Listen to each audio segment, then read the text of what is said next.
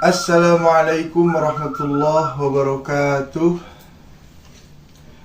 Yang terhormat selaku Dewan Juri, berikut tokoh masyarakat Al-Mukarram Kiai Haji Hasan Basri Tanjung.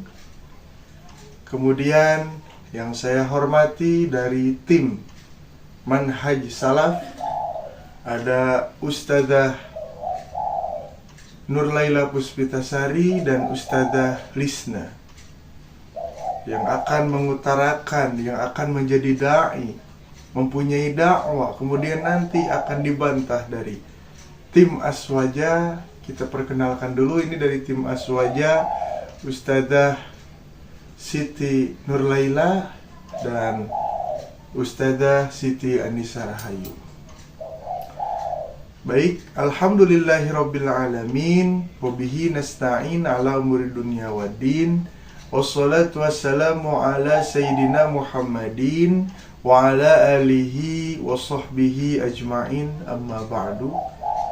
Yang pertama-tama dan yang paling utama dan yang harus diutamakan, marilah kita panjatkan puja serta puji kita kehadirat Allah Subhanahu wa Ta'ala, yang dimana alhamdulillah pada hari ini kita bisa berkumpul, bermuajahah, bermujalasah dalam tema tahlil itu bid'ah.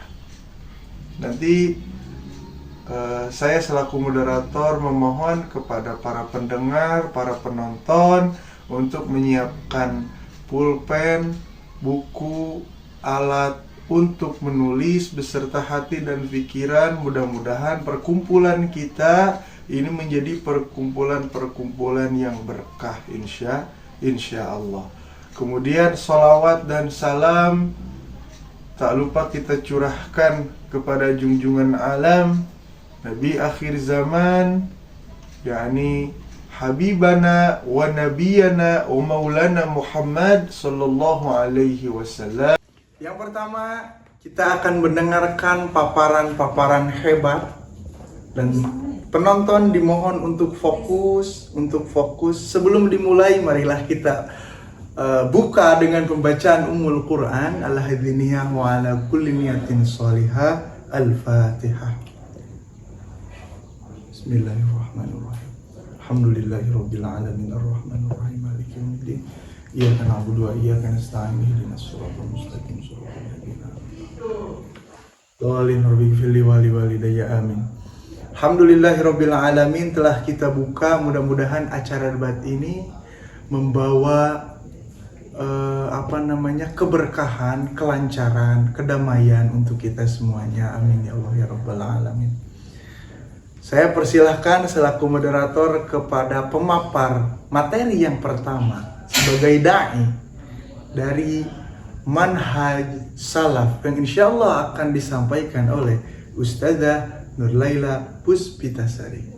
Waktu dan tempat dipersilahkan.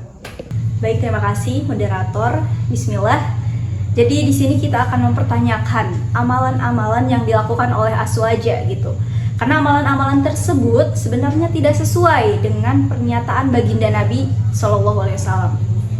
Bahkan dilihat dari historis ketika zaman Nabi gitu, di mana istri Nabi meninggal gitu, yakni Siti Khadijah, putra-putra mereka dan para sahabat, tidak ada yang mengadakan tahlilan gitu. Bahkan dalam mazhab Syafi'i pun hal tersebut berlawanan dengan amalan-amalan Aswaja begitu. Sampai-sampai ada istilah orang yang meninggal tidak melakukan tahlilan disebut seperti mengubur seekor kucing. Bahkan sampai dijadikan aturan khususnya di tanah air kita. Mohon maaf, tadi itu bukan aturan khusus ya. Mohon maaf dari tim Aswaja untuk tidak dulu diperkenankan berbicara. Oke, baik, mohon maaf. Ketika ada yang meninggal, ada yang 3, 7, 40 harian sampai 100 harian. Ini jelas memberikan pengaruh yang tidak baik kepada umat muslim gitu. Maka dari itu saya mengajak kepada seluruh kaum muslimin dan saudara-saudara Aswaja kita untuk senantiasa tidak mengikuti amalan tersebut. Ketika kita melarang bid'ah mugoroh tersebut, maka kita akan mendapatkan pahala. Jadi Ustazah Ayu, kalau saya ingat di pondok dulu ya, Kiai saya itu pernah berpesan bahwasanya Mbah Wali itu mau memulai dakwah, tetapi agama di situ masih Buddha ataupun Hindu. Jadi setelah orang meninggal itu pada ngumpul-ngumpul gitu, minum-minum khamr, judi gitu kan. Terus dari situ tuh orang-orang itu dikumpulinnya untuk diajari doa-doa pendek gitu ya. Kayak gitu sih. Terus juga ada fenomena ya di Jawa. Di Jawa itu orang zikir tuh ya kayuku ya hayumu. Ternyata setelah dicari tahu bahwasanya itu tuh asal dari kata ya hayu ya koyum. Karena kan orang Jawa di situ tuh lidahnya lidahnya itu pendek gitu ya. Jadi sulit gitu untuk mengucapkan kata dari ya hayu ya koyum gitu. Jadi kalau kita melihat dari pernyataan Syekh Timyati, beliau ini lebih mengenal. Perkataan itu berupa hadis yang berbunyi ittikhazut ta'am fil yaumil awal wasalis wa ba'dal ashbu wa nakhli ta'am ilal khubar fil mawasi ila tiznib umar syafar yurobi ila illah wa ta'ala wallahu alam. Jadi ini tuh riwayat dari Bukhari dan wal manhaj. Jadi intinya di sini bahwasanya tahlil itu makruh, dimana makruh ini tuh mendekati haram. Cukup sekian.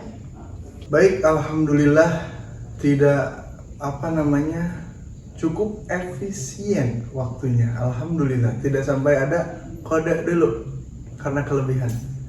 Alhamdulillah.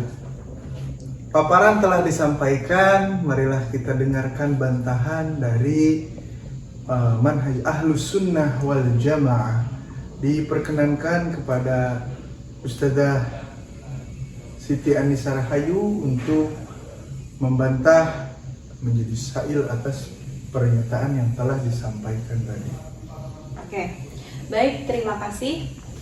Menurut Imam Ibnu Aqil dalam kitabnya Al-Funun, la yanbagil khuruj min adatin nas ilal fil haram. Nah, haram itu tidak sebaiknya meninggalkan adat masyarakat selama adat itu tidak haram. Jadi selama tidak haram itu tidak harus meninggalkan adatnya. Karena Islam itu ketika berdakwah pendekatannya itu dengan cara hati dan dengan cara lemah lembut. Inilah yang dilakukan oleh Rasul Sallallahu Alaihi Wasallam di dalam kitabnya yang diterangkan dalam hadis riwayat Bukhari Muslim. Rasulullah Sallallahu Alaihi Wasallam, fa inna Rasulullah Sallallahu Alaihi Wasallam tarakal Ka'bah wa qallau la hifzu qaumika bil jahiliyah la fa'altu. Nah, membiarkan Ka'bah dan tidak melakukan rekonstruksi. Oke, alasannya bakal dijelaskan oleh Ustazah Nur Laila ya. Binti Nur Laila. Ya. Baik, alasannya karena umat Islam baru meninggalkan masa-masa jahiliyah. Suatu ketika Rasulullah SAW berkata pada Aisyah, Aisyah, Ka'bah itu bukan milik Nabi Ibrahim. Pada masa jahiliyah pernah roboh ketika orang Quraisy membangun Ka'bah bersamaan dengan krisis ekonomi. Karena tidak ada biaya, Ka'bah dibangun lebih kecil. Lalu kata Aisyah, kenapa Rasulullah tidak dibongkar, tidak dibangun lagi? Kata Rasulullah, seandainya bukan karena kaummu baru meninggalkan masa-masa jahiliyah, rekonstruksi Ka'bah saja dibiarkan, apalagi tahlilan yang cuma 7 hari. Penting mana merubah Ka'bah dengan merubah acara tahlilan 7 hari? Karena Ka'bah itu kiblat umat Islam. Ternyata Ka'bah ini setelah tahun 65 Hijriah dibongkar oleh Khalifah Abdullah bin Zubair. Cuman Abdullah dibangun kembali seperti Ka'bahnya Nabi Ibrahim, lebih besar dari yang ada cuma Abdullah bin Zubair, di mana Abdullah bin Zubair ini menjadi khalifah yang tidak kondusif, perang terus dengan Bani Umayyah, akhirnya kalah. Setelah dia kalah, proyek khalifah yang baru Abdul Malik bin Marwan, Ka'bah ini dibongkar, dikembalikan lagi ke Ka'bahnya jahiliyah. Alasannya, ini Ka'bahnya Abdullah bin Zubair, bukan Ka'bahnya Rasulullah SAW. Akhirnya, ada seseorang ulama yang menyampaikan kepada Abdul Malik bin Marwan bahwa ini Abdullah bin Zubair mendapat wasiat dari Aisyah dari Rasulullah SAW setelah Bani Umayyah ini tumbang diganti Bani Abbasiyah. Ar-Rasyid punya rencana membongkar Ka'bah. Alasannya ini Ka'bahnya Bani Umayyah. Lebih karena Ka'bahnya si Bani Umayyah ini lebih bid'ah daripada tahlilan. Kemudian beliau itu minta pendapat para ulama. Ternyata apa? Kata Imam Malik mengatakan, "Jangan engkau lakukan wahai Amirul Mukminin. Aku khawatir Ka'bah ini menjadi mainan para penguasa. Setiap ada penguasa ingin menarik simpati rakyat, proyeknya membangun Ka'bah. La tafa'alu ya Amirul Mukminin, fa inni akhafu an takuna mul'abatan bainal qulub." Maka akan hilang wibawa Ka'bah dari hati umat Islam. Ka'bah sampai sekarang dibiarkan demi menjaga Ka'bah. Nah, tradisi 7 hari itu dibiarkan karena apa? Karena yang pertama itu karena makruh, yang kedua itu karena sudah adat istiadat, yang ketiga masyarakat banyak memberikan sumbangan yang dapat meminimalisir bahkan menghilangkan hukum makruhnya. Kemudian yang keempat juga demi menjaga hebatnya ulama dulu, para kiai, para ulama, para masyaikh pesantren-pesantren. Ya, mungkin tempat pondok saya ya, sampai sekarang masih mengadakan tahlilan. Ulama dulu saja membiarkan ini cuma tahlilan 7 hari.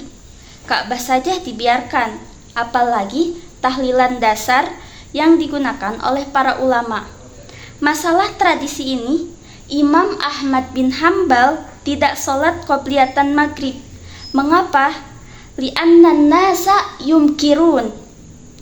Karena orang-orang gak percaya kalau ini sunnah. Akhirnya beliau gak sholat nih. Jadi bukan takut, tetapi menjaga tidak terjadi benturan dengan masyarakat itu. Cara di dalam berdakwah bukan langsung menyebutkan bid'ah syirik. Bukan seperti. Kemudian saya kira apa masalahnya? Saya rasa masalah tahlilan ini sudah cukup. Yang ada di kitab yang tadi, kitab Thalib ini, itu pelajaran saya memang yang selama saya pelajari di pesantren. Alhamdulillah, Masya Allah, Tabarakallah, Allahumma salli ala Sayyidina Muhammad wa ala ali Sayyidina Muhammad. Alhamdulillah para penonton semuanya, kita tadi telah mendengarkan ada da'i yang mengutarakan dakwanya, mengutarakan pernyataannya, kemudian ada sa'il yang mengkritik dan membantah pernyataannya. Mudah-mudahan dari sini kita mendapatkan faidah baru, mendapatkan ilmu baru mengenai wawasan ketajaman keislaman, terutama dalam manhaj atau sistem kehidupan. Mudah-mudahan ada manfaatnya. Saya kira cukup. Mohon maaf apabila ada perkataan dari saya pribadi sebagai pemimpin acara dari awal sampai akhir, dari mulai yang tidak berkenan dan terkesan melukai rasa, mohon dimaafkan. Wallahul muwafiq ila aqwamit thoriq. Wassalamualaikum warahmatullahi wabarakatuh. Al-Fatihah.